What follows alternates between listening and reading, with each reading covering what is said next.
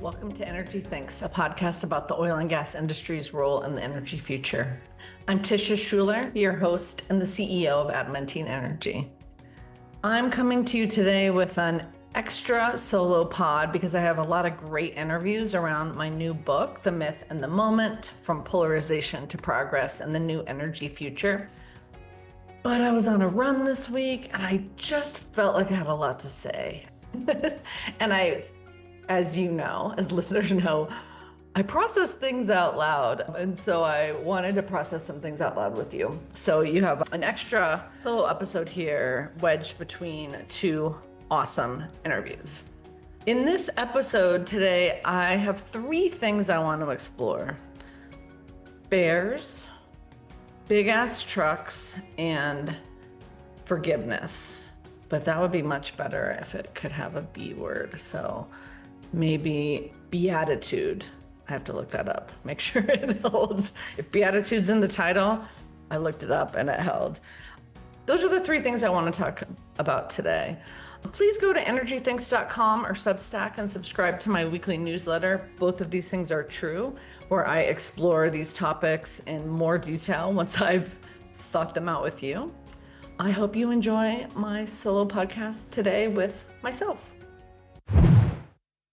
All right, so I'm going to start today. It's kind of like a personal update and fitness journey update, but it begins with a bear coming out of the woods. So I was on my porch tying my shoes because I was about to go visit my neighbor baby when a bear started through the woods, and it was about, 7 p.m. So that's about bear time where we are. And I looked over and it was not a bear. It was my neighbor. And he was coming through the woods with a bottle of scotch in his hand. And as he waved it at me, he said, "This is really good scotch." And I happened to know it was his birthday because we had already wished him happy birthday.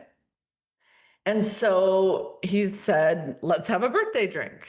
So of course, when a bear comes out of the woods with a bottle of expensive scotch, you're gonna have a birthday drink. So we sat around, we have a little fire pit, what we call down below on property by the creek.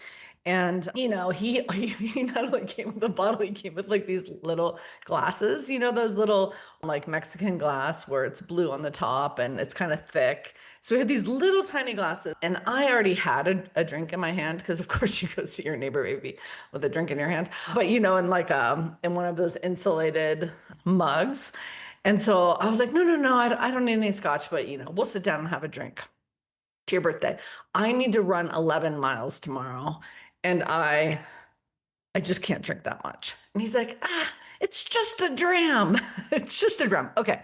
Long story short, I had 3 just a drams plus my drink, never saw my neighbor baby. And the next morning I woke up and it was going to be hot. So my husband was injured, so he couldn't run with me. I had to run 11 miles, starting with a mile just pretty much straight uphill. And as those of you who listen know, I have a half marathon coming up. It's a mountain half marathon. It has a lot of climbing, and I really worry about getting enough mileage in before the race. So let me just tell you, I got out. My run took 2.5 hours, and every step was a torment. Why? Because I was hungover, in short. And I don't know why it never occurred to me to take like a leave or something. So, okay, why am I telling you all of this? The reason is for 2.5 hours, I was tormented by every step. Every step was a torment. 1 mile, you go, okay, 2 miles, okay, 9 miles to go. And so the reason I want to tell you this is because sometimes when we're doing our work, it is a torment, right? Especially in the topic I'm going to talk about today, which is transcending these sort of political divides. And you think, I cannot do this. But here's one of the reasons I train for 1 half marathon every year is that it turns out you can do something that's a torment for a lot longer than you think. I will not tell you my time. It was a mortifying time. But I kind of do this thing in my mind, like, if you're hungover or the weather's bad or you're tired, That's all just better training. It just makes you stronger for the race. You get like two for one effort. So I just want to reinforce the rest of the week when I had a few rather difficult things to do at work. I thought I ran 11 miles where every step was a torment. And I was fine. And it was over. And by the time it was over, it's over. And then you already start rewriting it. Like, that was fine. That was fine. That was no big deal. I just want to carry that into our work going forward. Okay. So that's the bear. The bear. The bear in the miserable 11 miles. All right. Which brings me to the big ass truck. So I love things that mix up political ideologies, political narratives. And so I've been thinking a lot about big ass trucks this week. And let me explain why. So Senator Ruben Gallego, way back in April, I think it was in April when he originally said this, got a lot of attention for saying something like, the Democrat Party is getting working class voters wrong. For example, every Latino man wants a big ass truck. Now, Senator Gallego is from Arizona. I grew up in Arizona. And I would say every person wants a big ass truck.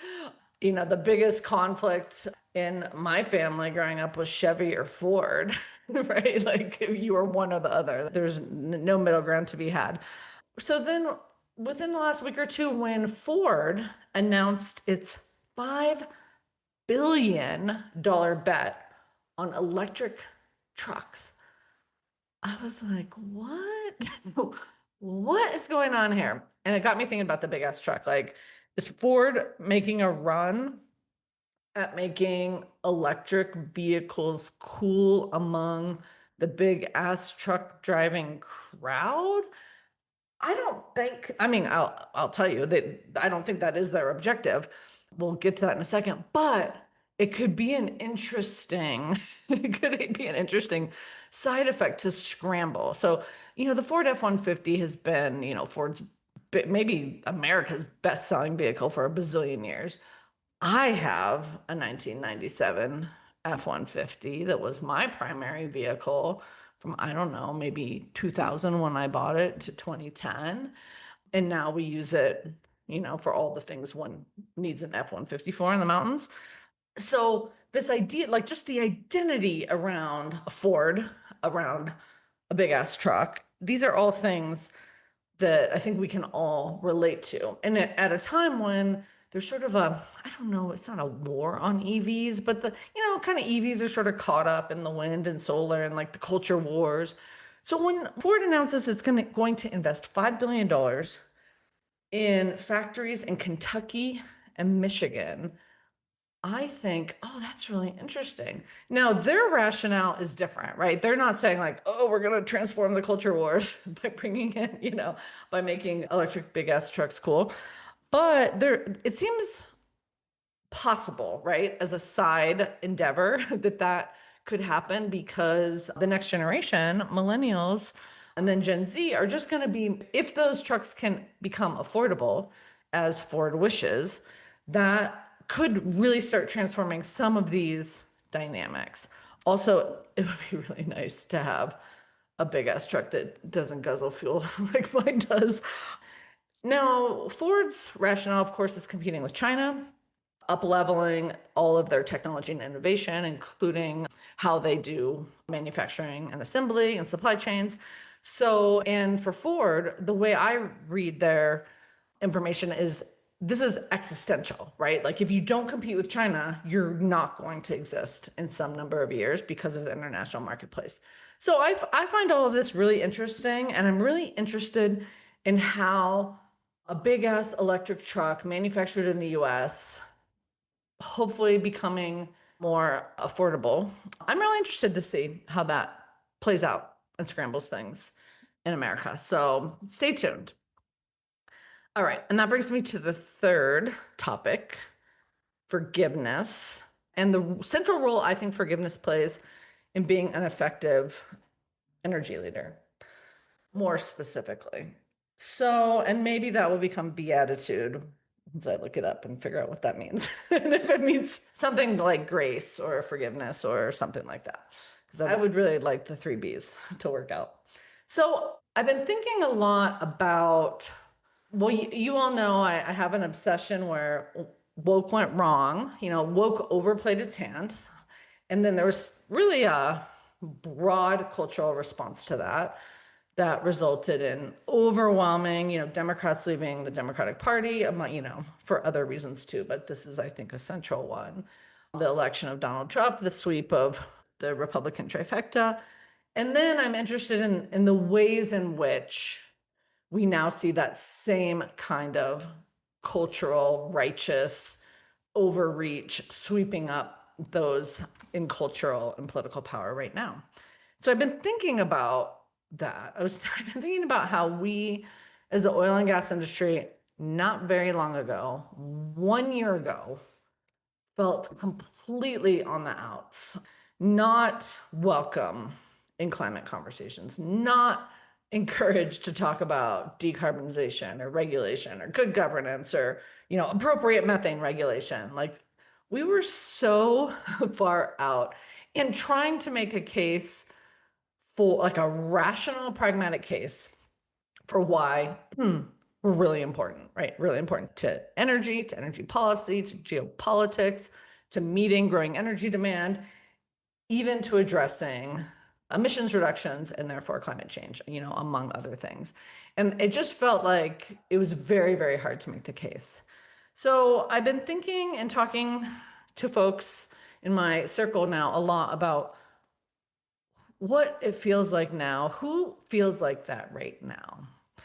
I don't know if leaders of environmental NGOs feel like that. I am quite certain if you are a company, maybe a utility, maybe a startup, maybe a company that has big investments in hydrogen, wind, solar, maybe clean tech more broadly, you suddenly feel like you were the good guy and now WTF, how did I get here? And I want to think about that because, interestingly, I think we, the oil and gas industry, broadly, I can't really speak for you, so I'll just speak for myself. I think we're holding a grudge. I think we're still mad. I think we still feel mad about being on the outs and haven't fully embraced. Like, even in my heart, I feel a little bit of like, yeah, how does it feel? So I want to think about that because I was talking to one of my kids and I was, we were talking about holding a grudge and I was, saying the wise things you say to someone else, but not to yourself, which is, who does it hurt when you hold a grudge? There's a weird thing about holding a grudge that you kind of think you have to be smart, to not be a sucker, to be effective. Like, yeah, I got to hold on to that. But actually, all it does is prevent evolution, prevent the next thing, prevent reconciliation or solutions or new partnerships or whatever comes next. The interesting thing about holding a grudge is that it actually reinforces tit for tat, polarization, extremes. Like, you really can see that playing out in the public right now. And it is not a stretch of the imagination to wonder what it will be like if, for example, progressive Democrats got back in power.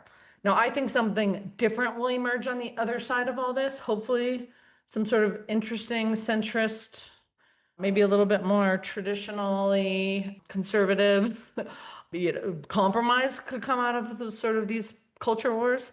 One could hope. But if we continue to sort of be a part of the holding of the grudge, that is going to, I think, prevent the next interesting cultural, political, pragmatic solutions from emerging, whether around energy policy or climate policy. And finally, I will just say, I think this is true particularly as leaders. We have each been done wrong by perhaps someone in the media, someone at, activist, maybe shareholder activist, et cetera, et cetera. And I do think we need to have a regular routine practice of not holding on to grudges and moving on with an open mind and an open heart, because that's how we will create. I mean, that's actually, I think it's a prerequisite for leadership, is not holding on to grudges, which requires a kind of internal audit, because holding grudges has become so cultural, such a norm. So I would like to say that forgiveness, or beatitude, once we all figure out what that means, is a requisite for effective leadership in the moment. If I got that wrong, I'd like to hear from you and hear what you think. I wanted to add a quick bonus thank yous, a few thank yous, because I have a lot of people, maybe a companion to forgiveness is gratitude. But I want to thank, I realize I've never thanked Naomi Boness at Stanford for introducing me to Amy Craddock, who was my guest on the last podcast. And what a gift Amy is in my life as a thought partner, as a just enthusiastic cheerleader. She's really wonderful. So that would also make me want to thank Amy. Amy, thank you for your cheerleading. Thank you for support of my work. Thank you for testing my ideas and making them better, often rather enthusiastically with a lot of energy, which is saying a lot coming from me. I'd like to thank my colleague at Adamantine Manov, who helped me think through some of the big ass truck Ford stuff. So thank you for that. And I want to thank two-time guest of the podcast, Matt Kolazar. He has been helping me think through some things. I want to do some public general audience writing. And he is just such a great stress tester of my ideas with no fear of telling me I'm wrong. So thank you, Matt, for that. I always appreciate that. That's your bonus Solopod episode for today. You have been listening to Energy Thinks.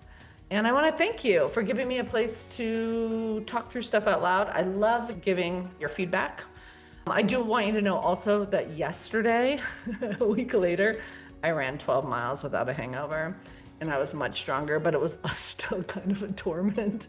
I mean, I just don't know if you're supposed to do that, but it went much better. It turns out if you don't drink scotch, running 12 miles is much better.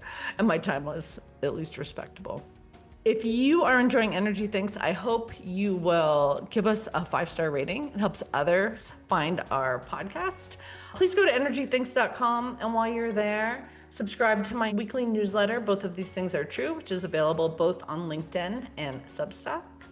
I would like to thank Kayla Chieves for making the Energy Thinks podcast possible. Until next time, I'm Tisha Schuller, wishing you and yours happiness, prosperity, and good health.